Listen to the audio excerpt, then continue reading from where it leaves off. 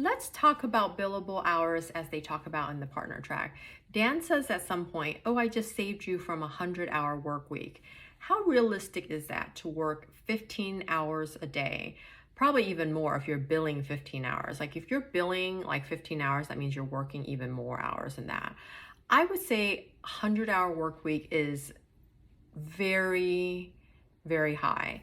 I know when I was working on an M&A deal, I billed 250 hours for the first 6 months, for those 6 months that I was on this huge $3 billion deal.